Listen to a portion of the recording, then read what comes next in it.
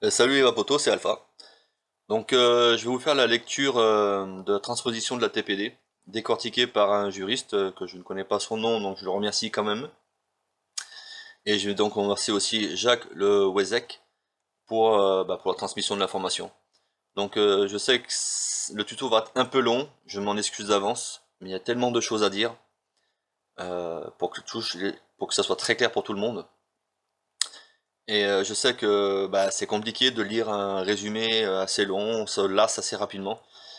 Donc je me lance dans le fastidieux exercice de la lecture de cette transposition. A tout de suite. Alors ça y est, on est parti. Alors ça commence comme ça. Et si la nouvelle réglementation sur la cigarette électronique permettait de parler de la lutte contre le tabac et de droit. Le 20 mai 2016 paraissait au journal officiel l'ordonnance du numéro 2016-623 du 19 mai 2016 portant transposition de la directive 2014-40/UE sur la fabrication, la présentation et la vente de produits de tabac et des produits connexes. Cette ordonnance vient donner un cadre légal à une activité en pleine expansion, celui du vapotage, plus connu pour le grand public sous le vocable de cigarette électronique. La prise en compte de l'émergence d'une nouvelle consommation pouvant représenter un danger pour la santé. Point d'interrogation. La cigarette électronique est apparue pendant les années 2000, fruit de la réflexion d'ingénieurs chinois, et oui. Ce nouveau matériel a été pensé comme un substitut à des produits du tabac cancérigènes. La gêne est assez simple. Un fil conducteur est placé à l'intérieur d'une fibre coton, gorgée d'un liquide. Ce liquide, sous l'effet de la chaleur, va libérer de la vapeur. Ça, on le sait tous. C'est dans cette vapeur que sera distillé les arômes et, le cas échéant, la nicotine. Ce procédé a l'avantage de ne pas passer par la combustion du tabac dont on connaît. Par de nombreuses études, l'effet néfaste en développant des goudrons et autres adjuvants cancérigènes. Un complément d'information, une excellente infographie du Monde fait la comparative de ce qui contient et diffuse une cigarette puis une cigarette électronique.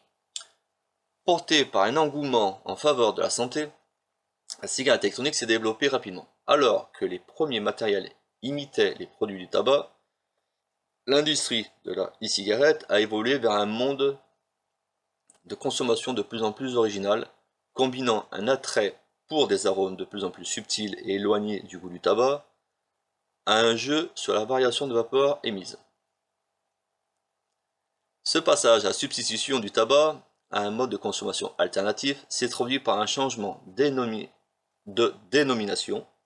La e-cigarette est devenue un produit de vapotage ou, plus affectueusement, une vapoteuse. Si le vapotage s'est distingué de la cigarette, les pouvoirs publics se sont malgré tout inquiétés d'un développement hors de toute réglementation pour plusieurs raisons. L'absence de recul sur les compétences du vapotage. L'absence d'informations concernant des vapoteuses importées de l'étranger de plus en plus puissantes. Certains modèles peuvent produire jusqu'à 200 watts et bien plus de nos jours. Et la composition des e-liquides commercialisés par de plus en plus d'acteurs. C'est vrai que la diversité, on a tendance à tous s'y perdre. Mais c'est aussi la présence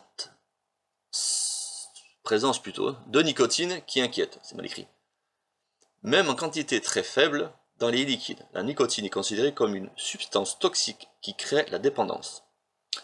La directive 2014-40/UE relative au rapprochement des dispositifs législatifs, réglementaires et administratifs des États membres en matière de fabrication, de présentation et de vente de produits tabac et des produits connexes préconise de la tenir à l'écart des enfants en maintenant en place des dispositifs de sécurité sur les flacons, ce qui a été fait et refait. De limiter la contenance et la concentration des nicotines de ces derniers. Ouais, alors là, de ce côté-là, bon, soit. La présence dans certains produits de nicotine contribue à rattacher le vapotage au produit tabac, même s'il s'en distingue. L'entrée des produits du vapotage dans la législation française. Une saine distinction vis-à-vis des produits du tabac. Profitant de l'obligation de transposition de la directive 2014-40/UE avant le 20 mai 2016, l'ordonnance numéro 2016-623 fait entrer les produits du vapotage dans le Code de la santé publique française aux articles L 3513-A à l'article 3513-19. À vos manuels. Il faut d'abord remarquer que cette ordonnance distingue clairement les produits du tabac et les produits du vapotage qui sont régis par des chapitres différents. Au sein du titre consacré à la lutte contre le tabagisme, les produits du tabac occupent le chapitre 2 et les produits du vapotage le chapitre 3. Cette distinction n'est pas que formelle. Si désormais l'action de vapoter est encadrée par l'article L 3513-6 du Code, les restrictions de liberté sont beaucoup plus légères que celles imposées aux fumeurs. Bien loin de l'interdiction générale dans les lieux publics, seuls 3 domaines sont concernés par l'interdiction. Article L 3513-6 du Code de la santé publique, il est interdit de vapoter dans les établissements scolaires et établissements destinés à l'accueil, à la formation et à l'hébergement des mineurs, ce que je trouve totalement normal. Les moyens de transport collectif fermés, c'est aussi normal, on n'est pas là pour gêner aussi les autres, voilà. Ça peut être une gêne pour certains. Les lieux de travail fermés et couverts à usage collectif, ça je pense que c'est au bon jugé et au bon vouloir du patronat. Mais bon, ils l'ont mis dans la loi. L'ordonnance reprend les recommandations du Conseil d'État émises dans l'avis CE, section sexe social, numéro 387797 du 17 octobre 2013. Sous réserve du décret en Conseil d'État prévu par l'article L 3513-19, il convient d'interpréter ces mesures au regard de cet avis.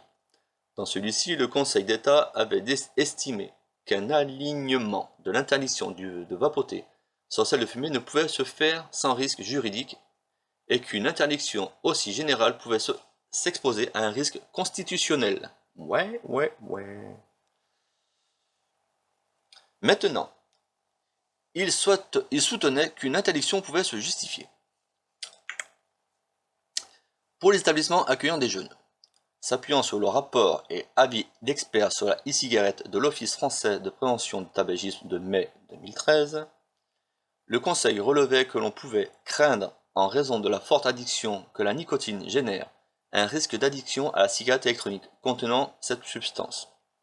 Un risque d'addiction qui devait s'apprécier avec d'autant plus de rigueur qu'il concernait un mineur non-fumeur. Par ailleurs, la population des mineurs étant particulièrement exposée aux conduites addictives et aux phénomènes de mode, il y aurait un risque de banalisation, voire de réel engouement pour ce produit.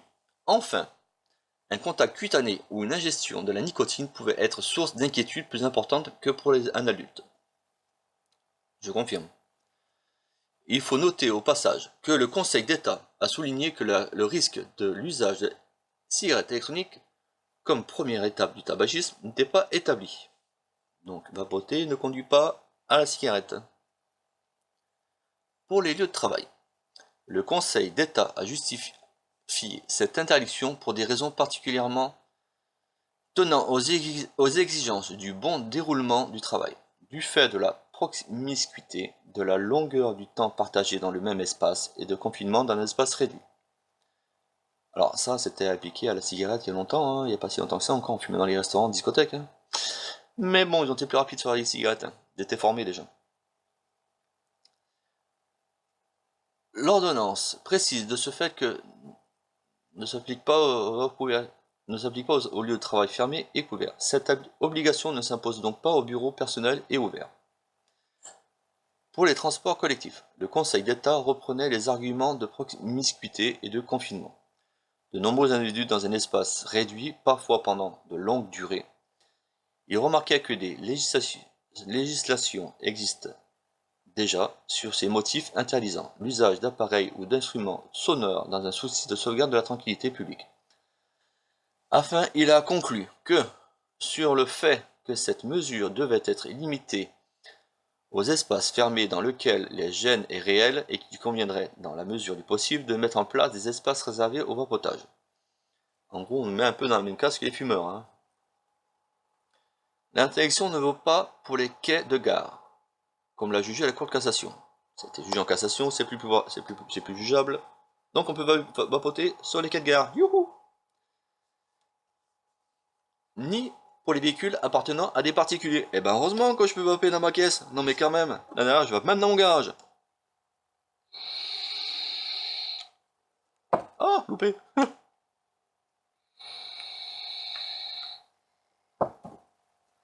En suivant les arguments raisonnables du Conseil d'État sur une restriction limitée du vapotage, l'ordonnance numéro 2016-623 établit une distinction importante avec les produits du tabac. Mais elle ne confirme pas cette distinction et cette différence de traitement en ce qui concerne la réglementation de la publicité. Une assimilation très discutable au régime de l'interdiction de publicité des produits du tabac. Si les produits du vapotage et les produits du tabac sont clairement présentés de manière distincte dans le Code de la santé, ils sont néanmoins soumis aux mêmes conditions en matière de publicité. Si l'on compare textuellement les articles du Code concernant ce domaine, les différences sont anecdotiques. Pour les produits du tabac, article L. 3512-4 du Code de la santé, la propagande de la publicité directe ou indirecte en faveur du tabac, des produits du tabac, des ingrédients définis de l'article L. 3512-2, ainsi que toute distribution gratuite ou vente d'un produit de tabac à un prix inférieur à celui qui a été homologué conformément à l'article 512 du Code général des impôts, sont interdites. Ces dispositions ne s'appliquent pas aux enseignes de débit de tabac, à condition que ces enseignes soient conformes à des caractéristiques définies par arrêté interministériel. Je pense qu'il serait bon de mettre ces petites enseignes-là, pas du tabac, mais de vapote, voilà, validées par le conseil, par l'arrêté interministériel. Ça serait génial, non?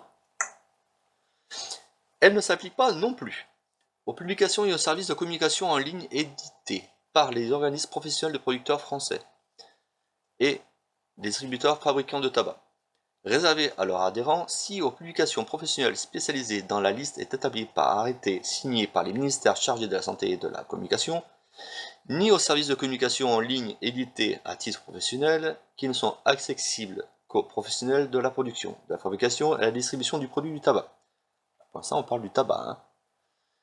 Aux publications imprimées et éditées aux services de communication en ligne mises à disposition du public par des personnes établies dans un pays n'appartenant pas à l'Union européenne ou à l'espace économique européen, lorsque ces publications et services de communication en ligne ne sont pas principalement destinés au marché communautaire. Toute opération de parrainage ou de mécénat est interdite lorsqu'elle est effectuée par les fabricants, les importateurs ou les distributeurs de produits du tabac ou lorsqu'elle a pour objet ou pour effet la propagande et la publicité directe et indirecte en faveur du tabac, des produits et des ingrédients définis par l'article L. 35-12. Pour les produits du vapotage, voilà, ça nous intéresse mieux. Article L. 3513-4 du Code de la santé.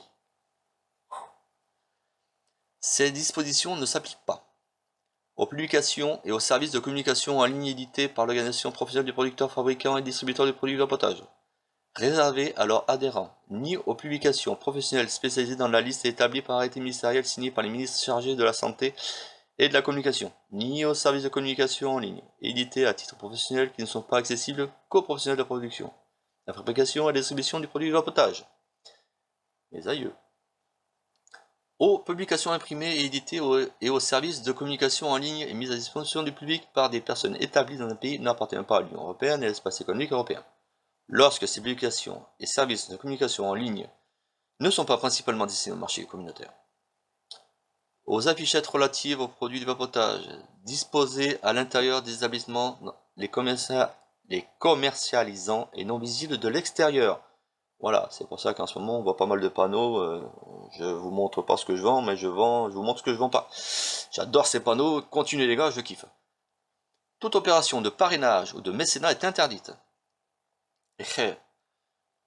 Lorsqu'elle a pour objet ou pour effet la propagande et la publicité directe ou indirecte en faveur des produits de vapotage.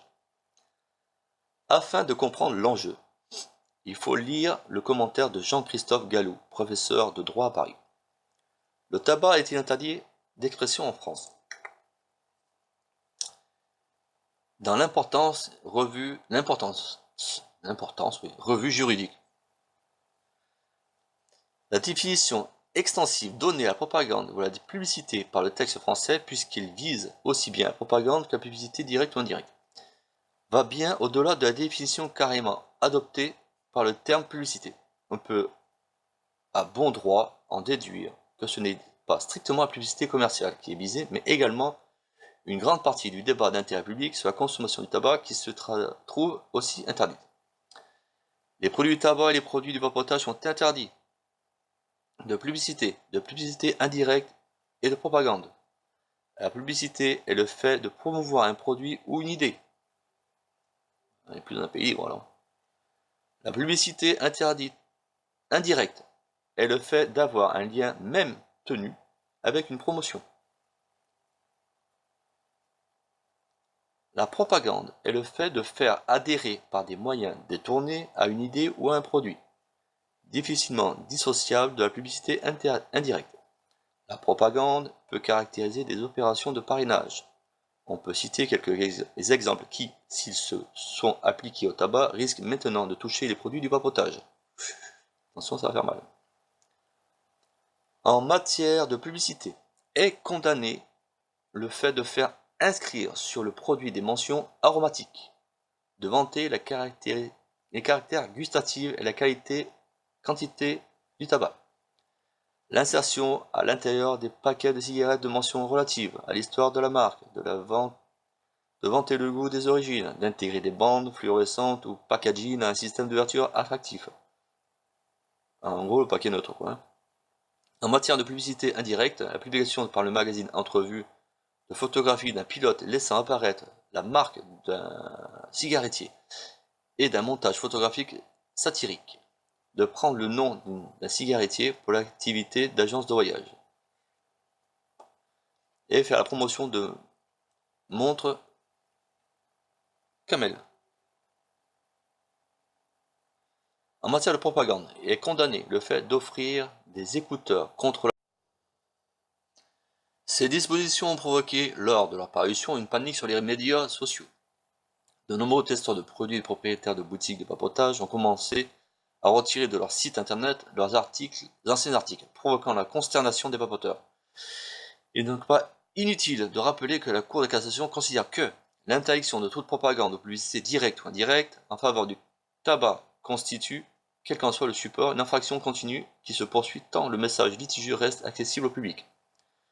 Ce régime d'interdiction de la publicité est par conséquent particulièrement contraignant, et Jean-Christophe Galoux le critiquait en 1998 car il y avait une impossibilité pour les producteurs de faire connaître des produits qui seraient, par exemple, moins nocifs que ceux actuellement sur le marché, à raison de l'interdiction de toute publicité, ce qui constitue un frein à l'innovation et paradoxalement pénalise les consommateurs.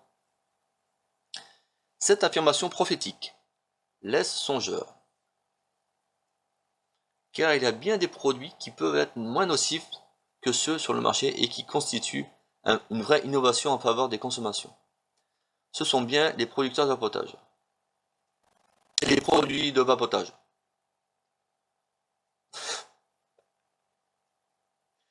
Et s'il faut leur reconnaître des vertus curatives, le vapotage pourrait être ainsi un mode alternatif à des addictions dans un sens large, permettant de concurrencer l'usage de cannabis et de limiter la consommation d'alcool. Pourquoi pas? Faut-il se résigner à subir la loi avec l'amertume de participer à un grand scandale sanitaire? Il est utile pour trouver une solution juridique de revenir à ce qui a été l'objet de commentaires de Jean-Christophe Galoux, l'arrêt de la Cour de cassation du 19 novembre 1997. Cet arrêt est l'occasion pour la Cour de cassation de reconnaître que la publicité commerciale est protégée par l'article 10 de la Convention européenne des droits de l'homme, portant sur la liberté d'expression. Convention européenne des droits de l'homme. Petite lecture. Toute personne a droit à la liberté d'expression. Ce droit comprend la liberté d'opinion et la liberté de recevoir ou de communiquer des informations et des idées sans qu'il puisse y avoir ingérence d'autorités publiques et sans considération de frontières. Le présent article n'empêche pas les États de soumettre les entreprises de radiodiffusion, de cinéma ou de télévision à un régime d'autorisation. Et en France, ils ne s'en privent pas. L'exercice de ces libertés comportant des devoirs et des responsabilités peuvent être soumises à certaines formalités, conditions, restrictions ou sanctions prévues par la loi, qui constituent des 12-13 mesures nécessaires dans une société démocratique à la sécurité nationale, à l'intégrité territoriale et à la sûreté publique, à la défense de l'ordre et à la prévention du crime, à la protection de la santé ou de la morale, à la protection de la réputation ou des droits d'autrui, pour empêcher la divulgation d'informations confidentielles ou pour garantir l'autorité et l'impartialité du pouvoir judiciaire. Cette reconnaissance oblige les autorités publiques à justifier la nécessité de toute restriction à cette liberté et de démontrer que cette ingérence est proportionnée au but poursuivi. Toute limitation à ce droit fondamental doit être appréciée de manière restrictive et implique un bon besoin social impérieux. Or, dans la suite de son jugement, ce qui a été critiqué par Jean-Christophe Gallou, mais aussi en 2009 par le professeur de droit Pierre-Yves Gauthier, la Cour de cassation a décidé de n'exercer qu'un contrôle minimum du régime d'interdiction de publicité des produits du tabac. Elle a invoqué une exception à l'article 10-2 pour clore le débat, le motif de santé publique, ce qui a fait dire au professeur Gallou.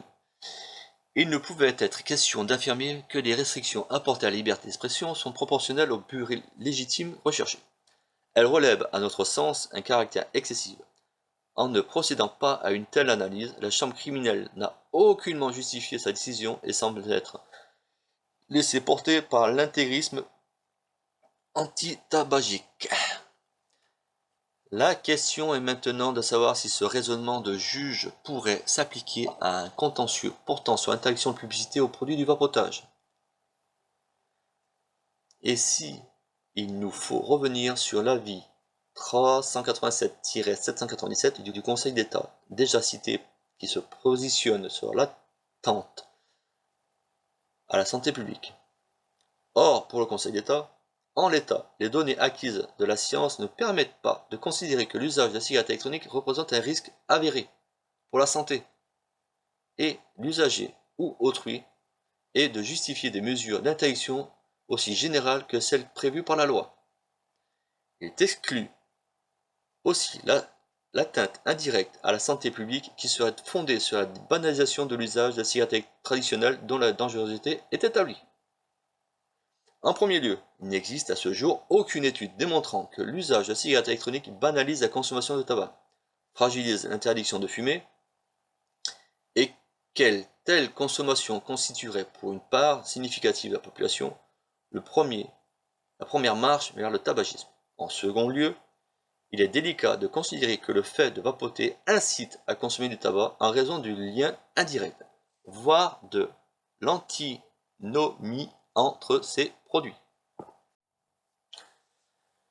Même si le raisonnement du Conseil d'État est basé sur l'usage du produit de vapotage, on voit mal comment il ne pourrait pas être transposé au fait de pouvoir en faire la publicité.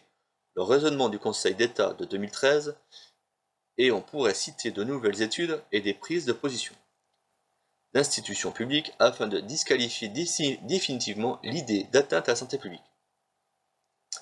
En aparté, si le discours ici a porté sur la publicité commerciale et de démontrer un intérêt à agir des professionnels, il faut souligner que le droit d'expression du consommateur est encore plus protégé par la Convention européenne des droits de l'homme.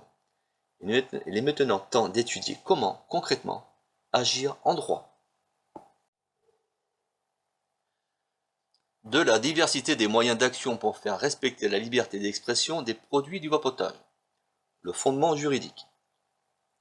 Pour remettre en question l'interdiction de faire de la publicité pour les produits du vapotage, il y a des fondements juridiques issus de conventions internationales comme l'article 10 de la Convention européenne des droits de l'homme, mais on peut trouver aussi dans la Constitution française l'article 10 de la Déclaration des droits de l'homme et du citoyen, des DHEC.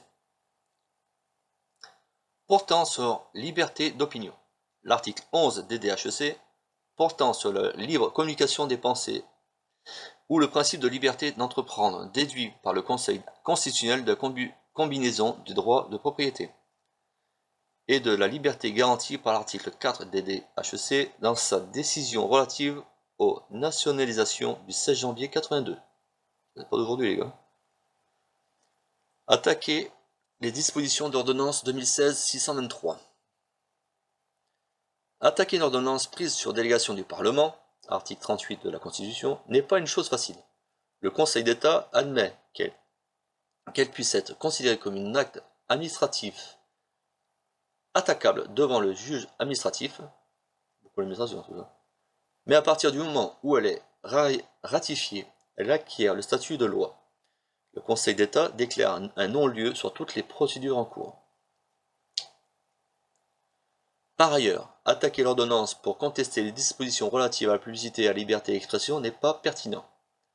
En effet, si l'ordonnance était annulée, on reviendrait à la version du Code de la santé issue, la loi 2016-41 du 26 janvier 2016, relative à la modernisation de notre système de santé.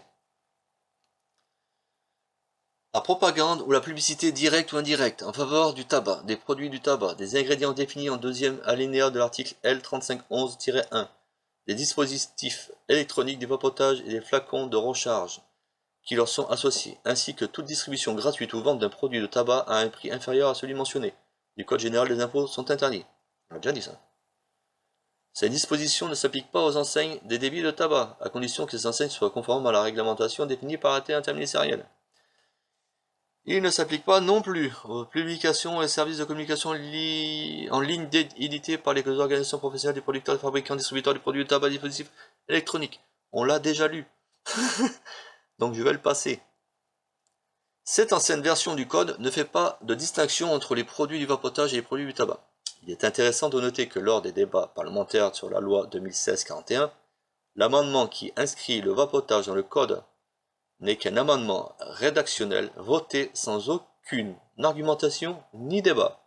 Une autre remarque, la directive européenne 2014-40/UE ne préconise pas d'interdire la publicité si elle évoque la nécessité d'harmoniser les dispositions nationales ayant des effets transfrontaliers, car les pratiques nationales en matière de publicité et de parrainage dans les cigarettes électroniques font courir un risque de distorsion de concurrence. Point 43 du préambule. Elle ajoute immédiatement que la présente directive n'harmonise ni les règles relatives aux environnements sans tabac, ni les modalités de vente et de publicité sur le marché nationaux. Point 47 du préambule. Le domaine de la publicité n'est pas de la compétence de la Commission, comme l'a souligné la Cour européenne de justice qui a annulé le 5 octobre 2000 une directive de 98 visant à restreindre la publicité en faveur du tabac. Attends, les pubs pour le tabac, s'il n'y en a pas, c'est pas plus mal. S'il fallait agir contre l'ordonnance 2016-623, la mesure adéquate serait de demander au gouvernement de réviser sa position par un recours gracieux. Un recours gracieux est un recours non juridictionnel demandant à l'autorité qui a édité un acte de le modifier. Le gouvernement peut en effet modifier sur demande une ordonnance tant qu'elle n'a pas été ratifiée par le législateur. On pourrait aussi profiter du caractère administratif de l'ordonnance pour l'attaquer par un référé liberté. Le référé liberté, prévu par l'article L521-2 et l'article L521-3 du Code de justice administrative, est une procédure d'urgence permettant de mettre fin à une mesure administrative de nature à porter une atteinte grave à l'exercice d'une liberté fondamentale. Article 521-2 du CJA. Saisi d'une demande en ce sens justifiée par l'urgence, le juge des référés peut ordonner toute mesure nécessaire à la sauvegarde d'une liberté fondamentale à laquelle une personne morale de droit public ou un organisme de droit privé chargé de la gestion d'un service public aurait porté, dans l'exercice d'un de ses pouvoirs, une atteinte grave et manifestement illégale. Le juge des référés se prononce dans un délai de 48 heures. C'est rapide. L'article L521-3. En cas d'urgence et sur simple requête qui sera recevable même en l'absence de décision administrative préalable, le juge des référés peut ordonner toute autre mesure utile sans faire obstacle à l'exécution d'aucune décision administrative. Le référé liberté nécessite, ouvrez bien votre œil et vos oreilles, une atteinte à une liberté fondamentale. Ici, il s'agit de la liberté d'expression. Une atteinte d'une personne morale de droit public, le gouvernement. Une atteinte grave, manifestement illégale et nécessitant l'urgence. Les dispositions de l'ordonnance sont entrées en vigueur à la date de la publication. Celles concernant la publicité ne nécessitent pas l'application d'un décret. Il est en effet important sur l'activité d'une entreprise liée au vapotage, et elle fait craindre des poursuites avec des peine de 100 000 € d'amende pour toute propagande ou publicité directe ou indirecte en faveur du produit de vapotage. Ça pète, hein. Il y a donc urgence à faire obstacle à ces dispositions qui portent une atteinte grave aux droits des entreprises et des citoyens et qui seraient manifestement illégales au regard de l'article 10 de la Convention européenne des droits de l'homme. Attention, j'ai bien dit illégal. C'est fait par le gouvernement quand même. Ouais. Dans le cadre du référé liberté, il peut être demandé au juge toute mesure nécessaire à la sauvegarde de la liberté en question. Il conviendrait de demander la suspension de l'article L. 3513-4 du Code de la santé relatif à l'interdiction de publicité tant que l'ordonnance n'a pas été ratifiée par une loi. En effet, le juge des référés liberté ne peut pas statuer contre la loi.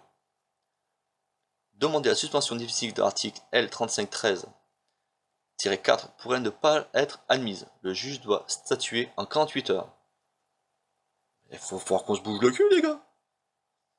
Si on part de l'hypothèse que l'ordonnance devrait être ratifiée dans les 6 mois, on pourrait objecter que l'intérêt du référé liberté est limité.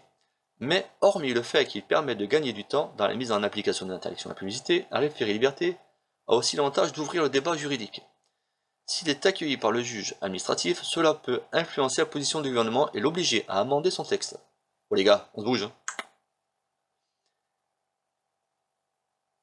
Il pourrait dissuader les autorités d'appliquer des sanctions devant le risque juridique avéré. Il démontre la modification. Merde.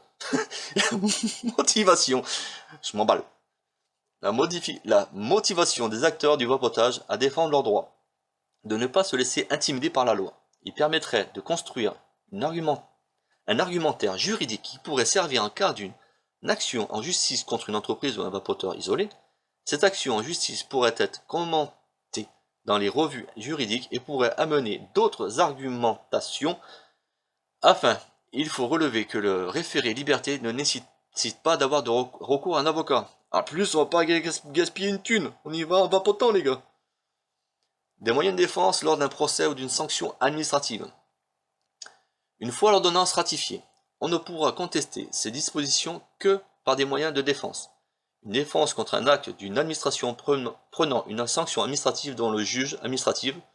Une défense dans le cadre d'un procès pénal devant le juge judiciaire. Je prends une barre.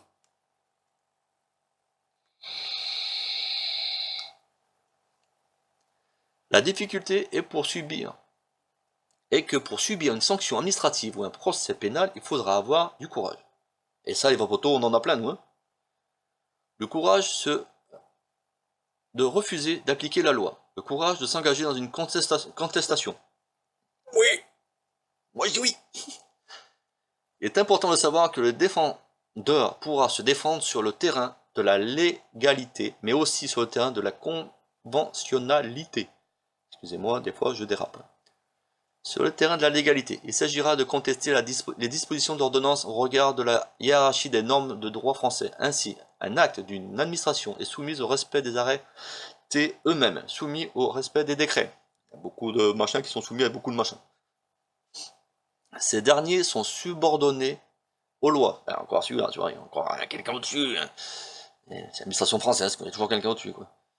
Au sommet de la hiérarchie des normes, il y a la Constitution. L'ordonnance ayant après ratification la valeur d'une loi, on pourra contester son application en invoquant une règle constitutionnelle, articles 10 et 11 de la Déclaration des droits de l'homme et du citoyen, ou le principe de liberté d'apprendre.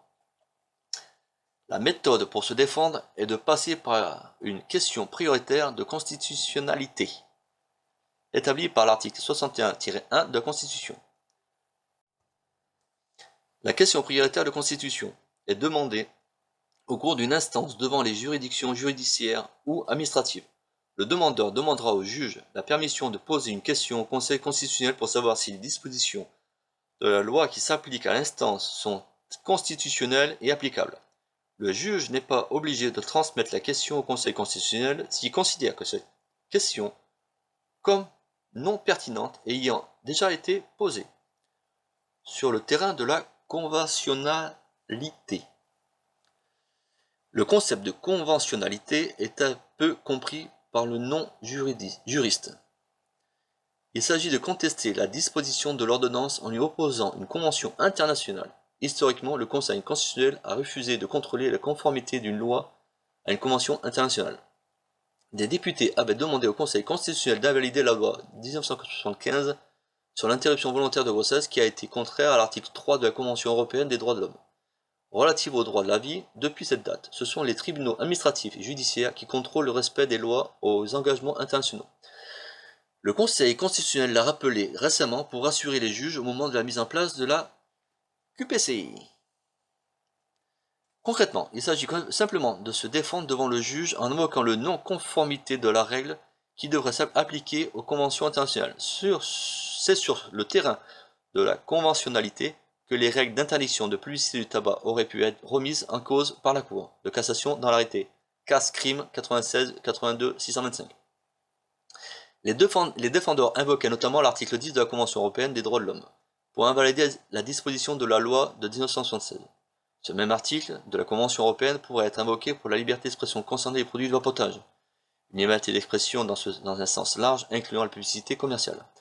En conclusion, on rappelle que l'ordonnance du 20 mai 2016, je vous rappelle c'est la date où la TPD nous a tapé sur la tête, introduit les produits du vapotage dans le code de la santé publique. Il faut saluer qu'elle les distingue clairement du produit du tabac.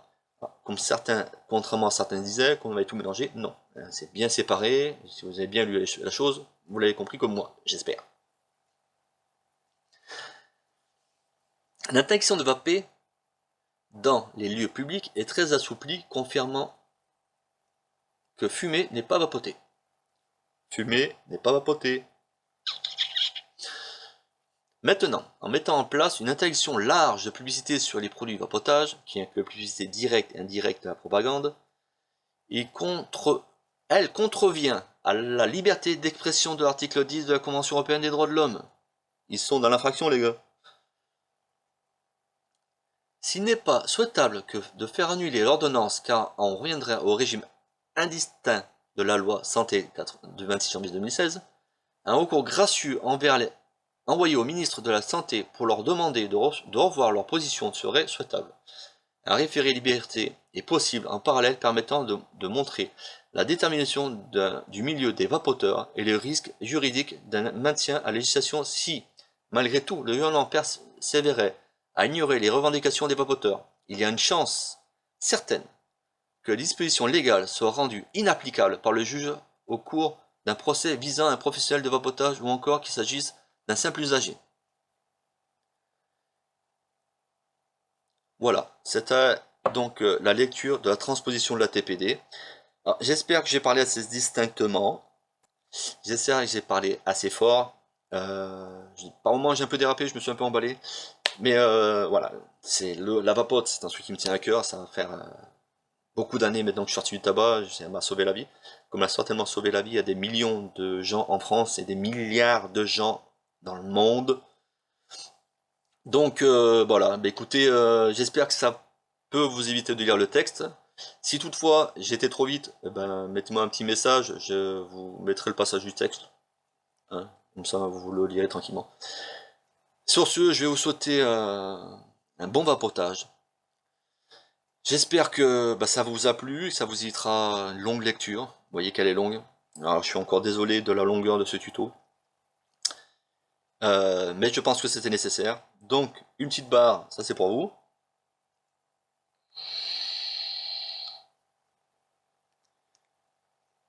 Et une petite barre, c'est là pour moi.